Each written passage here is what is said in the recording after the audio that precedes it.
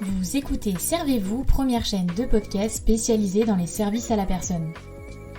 Retrouvez-nous un mercredi sur deux dès 7h pour un tout nouvel épisode en solo ou en compagnie d'un des acteurs du secteur. On y parlera actualité, témoignages d'entreprises ou encore décryptage de thématiques. Co-animé par Coralie et Capucine, Servez-vous est propulsé par Aladom, site de mise en relation dans le secteur des services de proximité entre particuliers et professionnels.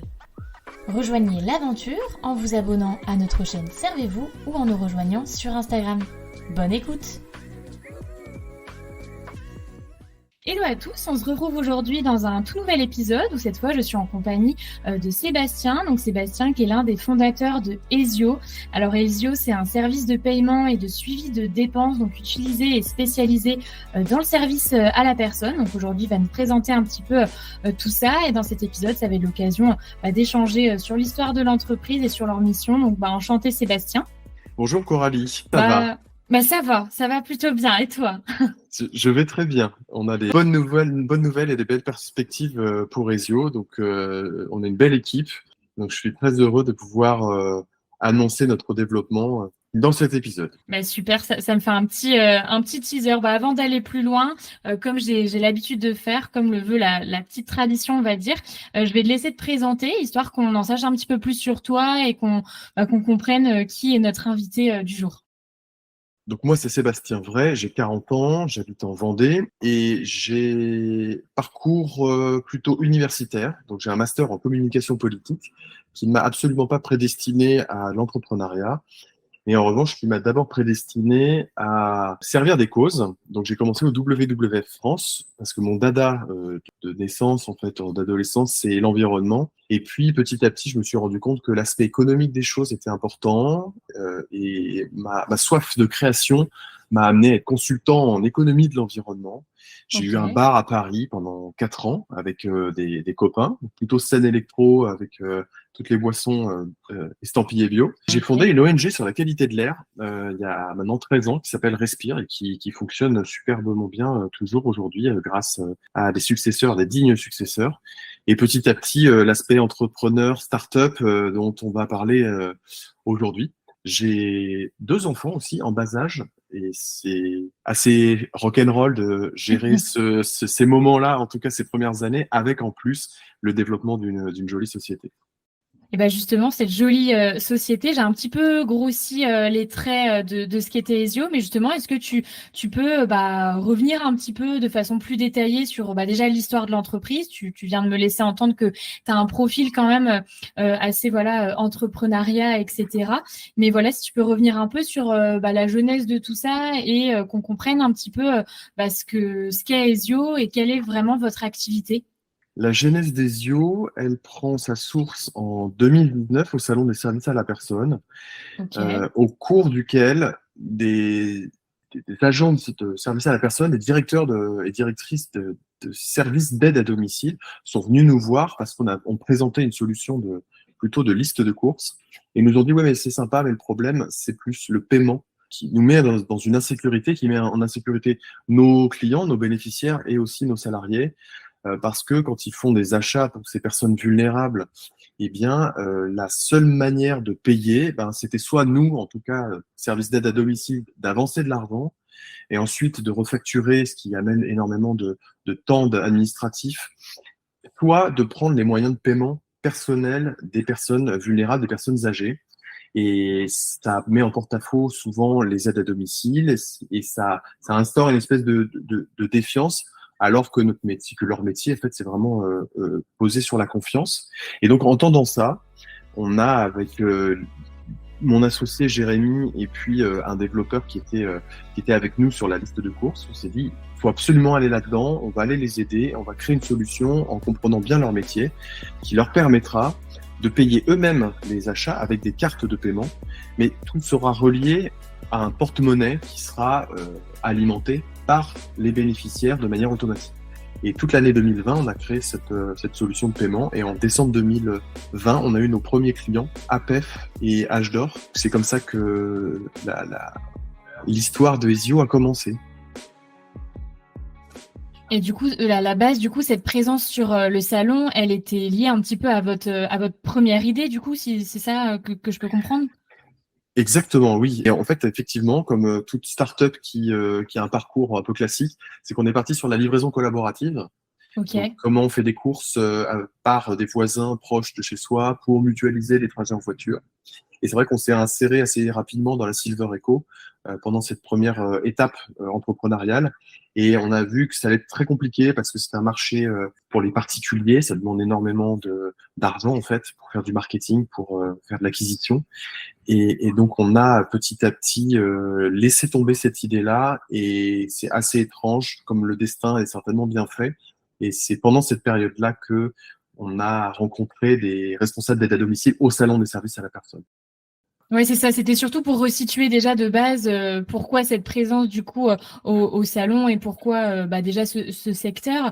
Et puis voilà, du coup, c'est assez récent finalement, mais Ezio a déjà un petit peu grandi. Donc aujourd'hui, vous en êtes où? Quel est votre fonctionnement? Tu parlais en introduction du coup d'une jolie équipe. Donc voilà, comment vit un petit peu Ezio au quotidien là à l'heure où on parle? À l'heure où on parle, on a programmé pas mal d'événements dans le handicap et dans les services à la personne, des événements au cours desquels on présente Ezio. On fait énormément d'appels commerciaux, tout simplement, parce que c'est comme ça que ça fonctionne aussi. On vient présenter notre solution. On crée aussi, ce sont des webinaires sur des thématiques très particulières du paiement dans l'aide à domicile et du paiement dans le médico-social. Et donc, en fait, on a une équipe opérationnelle. Donc, c'est-à-dire que cette équipe opérationnelle, c'est un commercial. On a une alternante commerciale qui est arrivée récemment, Céliane, Mathilde, qui a la baraque du service client, de l'onboarding client, c'est-à-dire comment on forme nos clients à l'usage des IO et comment on les place dans une autonomie totale sur l'usage de notre solution. Et tous les appels en fait directs tombent sur Mathilde parce que pour moi, c'est une des clés de voûte, en gros, pour le succès d'une startup, c'est le service client. Et on a un service administratif aussi qui m'aide, moi, qui est mon bras droit, en fait, qui me permet d'organiser les événements, qui permet de gérer des bases de données, qui gère tout l'administratif. Et de l'autre côté, on a la partie tech. On avait 3 développeurs. Aujourd'hui, on a 2 développeurs. Donc, on est une équipe de 7 personnes aujourd'hui. Donc, on a une partie de 3. On est aujourd'hui à 7. On accompagne nos clients et on se développe commercialement. Donc là, on est vraiment dans une phase de développement commercial, d'accélération commerciale. Et moi, c'est une question que j'aime bien poser, surtout quand justement je suis en échange avec le fondateur ou le directeur d'une entreprise, c'est de savoir un petit peu comment toi tu qualifierais ta mission quand tu te lèves le matin. Comment toi vraiment tu définirais au final la mission vraiment d'Ezio et ce qui te fait quand tu te lèves effectivement le matin de te dire je sais pourquoi je fais ça et qu'est-ce que ça apporte aux gens ou aux utilisateurs. Comment tu qualifierais tout ça? Alors, la mission d'Ezio, c'est clairement d'aider ceux qui sont en première ligne et qui ont les métiers, pour moi, les plus essentiels dans la société. Et j'élargis tout de suite à mon parcours. Ça a toujours été une mission. En gros, je vais être assez vulgaire, mais c'est pas faire de la merde. C'est quelle est notre place dans la société, quelle est ma fonction dans la société, c'est de faire du bien, c'est construire des choses qui soient positives, c'est réduire l'impact environnemental, c'est créer du lien, c'est aider d'un point de vue technique avec toute la connaissance et l'énergie que j'ai, comment je peux aider ceux qui sont les plus utiles dans la société. Sinon, je vois pas du tout comment je pourrais me lever le matin si ma mission c'était de faire du trading à haute fréquence, d'enrichir ceux qui ont déjà énormément d'argent. C'est être utile. Il y a un petit côté justicier derrière, en fait, qui m'a toujours animé. Je déteste l'injustice. Et je trouve injuste, en fait, que tous ces métiers de l'aide à domicile, du médico-social, de l'accompagnement pour toutes les personnes vulnérables soient des métiers qui soient trop déjà méconnus et vraiment trop déconsidérés. Donc, ma mission aujourd'hui, c'est comment on peut faire de ces activités-là des activités attractives avec des outils qui soient assez modernes. On a des outils personnels aujourd'hui qui sont parfaitement adaptés à nous faire consommer, à nous faire déplacer plus vite à l'autre bout du monde, à avoir les choses le plus rapidement possible. Mais dans le milieu professionnel de ceux qui aident vraiment, en fait, il y a toujours des logiciels un peu un peu pourri, un peu désuet. Il n'y a pas toutes ces technologies. Donc la mission aujourd'hui, c'est plus d'apporter de la fluidité, du digital dans des métiers qui méritent le plus au final. Ouais, mais j'avais envie de poser cette question parce que je trouve ça toujours en fait super intéressant de comprendre vraiment les vraies motivations, quoi, sans tomber dans justement des réponses bateaux. C'est vraiment aussi, encore une fois, le but de la chaîne, c'est vraiment de mettre en avant aussi ceux qui, à leur échelle, mettent des choses en place pour justement améliorer ce secteur-là qui est hyper large et pour justement essayer vraiment pas forcément de redorer l'image de ce secteur, mais de montrer que bah voilà, en fait, il y a plein de personnes qui se bougent pour justement essayer un petit peu de fluidifier les choses et d'améliorer le quotidien des salariés de ce milieu-là. Quelle est vraiment votre cible, on va dire, qui peut avoir recours à Ezio? Tous les établissements d'aide à domicile, ce qu'on appelle les services à la personne, pour une prestation bien particulière, c'est l'aide aux courses. De l'autre côté, on a aussi tout l'accompagnement des personnes en situation de handicap lourde qui sont résidentes en établissement. Maisons d'accueil spécialisées, foyers d'accueil médicalisés, aussi les maisons d'enfance à caractère social. Bref, des deux côtés, notre solution Ezio, elle permet ce qu'on appelle nous les aidants professionnels, donc les professionnels dont le métier c'est d'accompagner des personnes vulnérables dans les gestes du quotidien, de les accompagner pour que la partie paiement des achats pour le compte des personnes vulnérables soit simplifiée, sécurisée et transparente pour tout le monde. Est-ce qu'avec du recul, tu as l'impression ou le souvenir que ça a été assez compliqué à mettre en place, notamment le fait qu'il y ait quand même un aspect digital dans tout ça? Est-ce que c'était assez complexe à intégrer avec justement le secteur du SAP qui peut, comme tu le disais juste avant, qui peut avoir un certain retard au niveau des logiciels, etc. Est-ce que quand tu es arrivé justement avec ce projet-là, tu as eu des réactions, des réticences face à ce que tu proposais? Sur la difficulté d'accéder à ce marché du service à la personne et du médico-social, je crois que de toute façon, la transition digitale, la transformation numérique, dans tous les domaines d'activité, je pense qu'elle est quand même complexe pour tout le monde et qu'il y a beaucoup de réticences de base. Donc je ne sais pas si je peux vraiment comparer les services à la personne et médico-social avec d'autres secteurs. En tout cas, oui, malheureusement, on a clairement une distinction d'envie de passer au digital et d'amorcer une transition numérique forte entre le privé et l'associatif. Nous, la plupart de nos clients sont des structures d'aide à domicile privées, avec un statut d'entreprise. Et même parmi les entreprises privées, il y a clairement une différence entre ceux dont on sait que le parcours avant d'être dans les services à la personne est un parcours de chef d'entreprise ou de cadre ou de personnes qui se disent que l'efficience et que la coordination, que le bon management, que les bons outils, que la qualité de vie au travail sont des composantes qui sont parfaitement intégrées dans leur logiciel. Et donc, eux sont au quotidien, ils veulent améliorer en permanence les choses parce que c'est la condition du succès. Et donc, ces personnes-là, nos premiers clients, sont des gens qui ont toujours envie d'améliorer les choses, qui ne peuvent pas se contenter de « ouais, non, mais ça marche très bien, on utilise un tableau Excel ou on fait de la facturation ou autre ». Bref, c'est plutôt des profils de personnes qui ne peuvent pas se contenter, qui se disent « ah, je suis sûr qu'on peut améliorer » et Ezio nous permet d'améliorer au moins sur tout ce qui est paiement.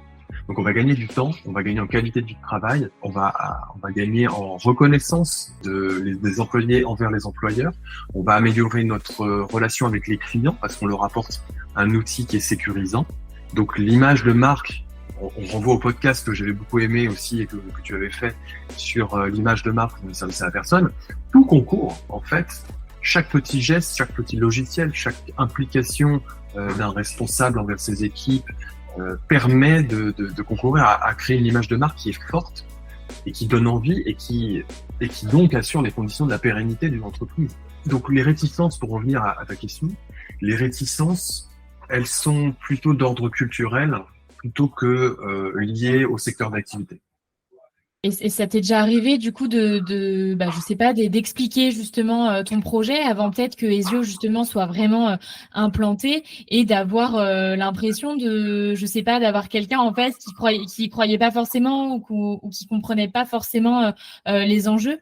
Oui, tous ceux qui n'ont pas signé chez Ezio, peut-être qu'ils n'ont pas saisi les enjeux et peut-être qu'ils ont peut-être raison, que le tout digital est peut-être pas la meilleure solution et que chacun aussi peut avoir sa propre solution et son propre fonctionnement.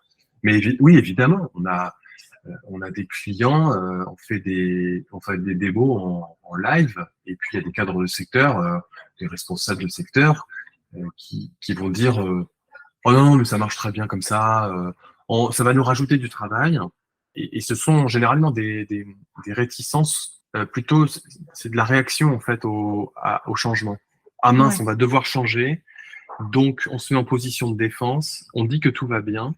Et malheureusement, je pense que c'est ce genre de réaction qui fera que petit à petit, ils resteront derrière et ils ne pourront pas suivre malheureusement la concurrence sur ce marché-là des services à la personne, parce qu'il y a de la concurrence. Oui, et puis le train qui est déjà en marche, on va dire, quoi. L'idée, c'est quand même de monter dedans, quoi.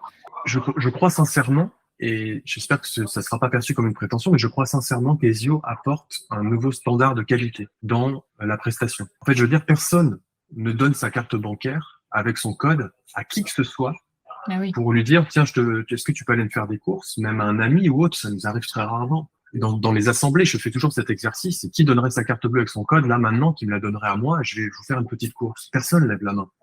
Et en fait, je trouve très étrange qu'au final, des personnes vulnérables, donc dans des positions finalement de faiblesse, devraient, encore plus que des personnes vigilantes, laisser leur carte avec le code ou un chèque en blanc ou des espèces. Et donc, presque nos interlocuteurs sont peut-être omnibulés ou aveuglés par 20 ans, 30 ans, 40 ans de pratique et se disent, mais si ça fonctionne depuis 30 ans, bon, c'est que il n'y a pas de problème.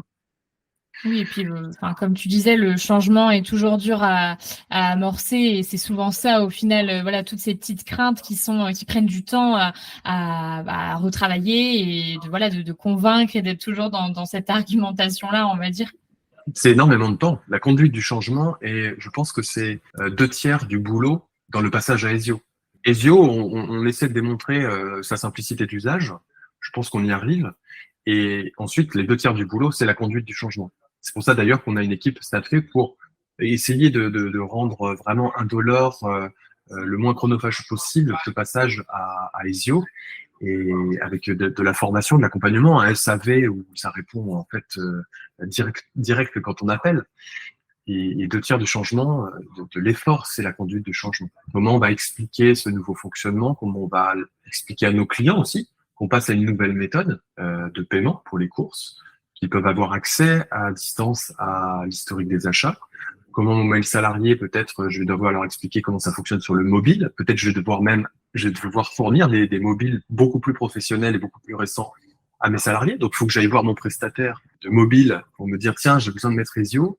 Est-ce que tu peux me débloquer quelques gigas de forfait plus les SMS? Et donc, toute cette conduite du changement, elle demande un temps d'organisation qui est de toute façon impossible. Et est-ce que justement, à l'inverse, tu aurais des témoignages ou voilà des retours, enfin des partages que tu as pu avoir de clients ou d'utilisateurs qui te prouvent aussi que tu es dans la bonne voie et que Ezio justement permet de corriger pas mal de choses qui manquaient au final dans ce secteur-là? Alors oui, heureusement, c'est c'est vrai qu'on a fait un peu l'effort au départ, mais les commentaires Google Review, on demande à nos clients, allez-y honnêtement, dites-nous ce que vous pensez d'Ezio. Ouais. On en a plus d'une trentaine, mais ils sont quasiment identiques et unanimes. Donc je vous invite à aller les voir. On leur a pas mis le couteau sous la gorge. Et on s'est plu à faire des petites interviews de nos clients sur notre chaîne YouTube. Où pareil, ils expliquent tout à fait que ça a sécurisé leur processus métier, que ça leur a apporté des nouveaux clients par le biais des tuteurs, des services d'aide de tutelle et de mandataires judiciaires. Donc publiquement, il y a notre chaîne YouTube et les Google Reviews. Après, nous, au quotidien, on a toujours des gens qui nous suivent sur les réseaux, qui nous font des petits messages d'amour. Et donc, et même quand on va au salon des services à la personne, moi, maintenant, j'adore aller avec l'équipe, on va au salon des services à la personne. On sait qu'on a des clients qui vont venir sur notre stand, voir rigoler un coup, parce qu'on est plutôt jeunes, on aime bien rigoler, parce qu'on est tout sérieux. on amène 2-3 petites bulles et puis on passe un bon moment. C'est aussi l'occasion. Et justement, c'est quoi la suite pour Ezio? Quels sont vos projets? Qu'est-ce qu'on peut vous souhaiter? Pour la fin d'année, ce que vous pouvez nous souhaiter, c'est que le passage à une nouvelle technologie bancaire, l'une des meilleures en Europe, soit terminé. Parce que ça, c'est un énorme chantier qu'on a lancé. Donc, nous, aujourd'hui, on est en train de se connecter à un bank as a service et qui va vraiment nous permettre de créer la Formule 1 du paiement dans le médico-social. Donc, c'est vraiment le meilleur de la technologie de paiement et bancaire au service du médico-social. Et ensuite, c'est l'installation au niveau national de plusieurs grands réseaux qui vont déployer au niveau national. Donc là, on va théoriquement, et je ne voudrais pas vendre la peau de l'ours, mais on va doubler, voire tripler notre nombre d'établissements dans les prochains mois, parce que on aura enfin convaincu des très grands réseaux nationaux de services à la personne que Ezio est une solution dont ils ont absolument besoin pour normaliser une méthode de travail sur le paiement et en faire un atout concurrentiel. Ça annonce une fin d'année assez chargée du coup. Totalement chargée, parce qu'il va falloir transférer tous nos clients de l'ancienne technologie à la nouvelle technologie et on va avoir énormément d'établissements à accueillir et à former. Donc on va se retrousser les manches, on va tous se mettre autour de la table et ça va le faire. Donc l'année 2024 sera à mon avis une vraie phase d'accélération. J'espère avec une très grosse levée de fonds pour nous permettre d'aller sur d'autres secteurs connexes en France et éventuellement même regarder en Europe comment on peut dupliquer le modèle français. En tout cas, c'est tout ce que je vous souhaite. Ça annonce dans tous les cas des mois bien chargés, mais voilà, c'est pour la bonne cause et ça fait aussi partie des moments de vie d'une entreprise. Pour une boîte, ça crée toujours des moments d'entreprise qui permettent de ressouder aussi les équipes et de créer une bonne motivation commune. Donc c'est top, c'est des moments forts. Voilà, c'est ça le terme que je cherchais. Vous connaissez ça bien chez Aladom? Je connais ça bien, exactement. Non, mais vraiment, en tout cas, je vous remercie je te remercie. Allez. Tu peux on va finir par se tutoyer à la fin. C'est ça, je vais finir par y arriver. Voilà, je te remercie pour cet échange et pour tes réponses. Et moi, je te remercie d'avoir pris le temps de m'écouter, parce que souvent, je blablate beaucoup, et parfois on me dit tu es un peu trop transparent, mais moi j'aime bien.